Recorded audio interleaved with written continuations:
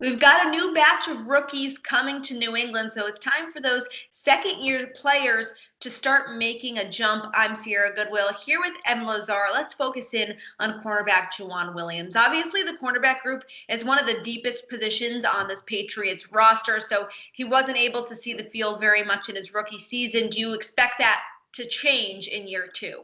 Well, it was kind of a difficult situation for him. You come in, you got Stephon Gilmore, J.C. Jackson, John Jones, Jason McCourty, obviously, all ahead of you on the depth chart, and then you get drafted very highly by the Patriots in the top 50 selections, and there's a lot of pressure on you to come in right away. And I think Jawan sort of had a tape in college that was inconsistent, I would say. He did have battle-tested tape against some really good wide receivers in the SEC, guys like A.J. Brown, for example. He went toe-to-toe with last year or the year before that, in their games against Ole Miss. So he had some experience against NFL talent receivers. We obviously know that he's big, he's physical, he's got a good, kind of base to him with long arms, and he has the ability to really be a smothering press cover corner, but his hips and his long speed are a little bit stiff, and in transitions to get upfield and run upfield and stay over the top of wideouts is a little bit inconsistent. And I think that's what we saw last year in training camp and then also into the regular season at times, and why he had a little bit of a delay getting on the field was just being able to stick with those quicker route runners and guys that could get underneath him a little bit and not just defend the long ball. He's very good for the most part at defending the long ball, use those long arms, be physical, not allow guys to really get up to top speed by riding them a little bit with his physicality. But once he got underneath of him, a slant, an in cut, something like that, and he had that ability to wiggle away from him, he had some difficulty transitioning his hips, flipping his hips, changing directions at the top of the route, and sticking with guys through their route break. So if you're looking for something that he needs to improve on, that's probably it. Maybe they can improve on that for him by keeping him in specific matchups that keep him away from the Julian Edelman types of the NFL world. So it could be a little bit of both there, a little bit of improvement by him, and also a little bit of his role kind of dictating the matchups that he's going to face. Like you said, he was a fairly high draft pick for the Patriots last year. So obviously they want to utilize him.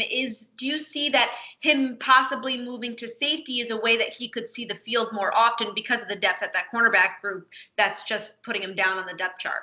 Well, when they drafted him, that was sort of the thought process for a lot of people was maybe he would play safety, maybe he'd play sort of like a Brandon Browner role when Brandon Browner was here in 2014, where he's taking big wide receivers on the outside or tight ends, right? And those are sort of the guys that he's hyper specific matchup type weapon for those types of players. Now, last year during practice, he was playing outside corner almost predominantly. He only really got the opportunity to play against tight ends or guard tight ends in one-on-one situations in practice sessions, but he was practicing almost full time at outside corner. So the team is still planning on keeping him.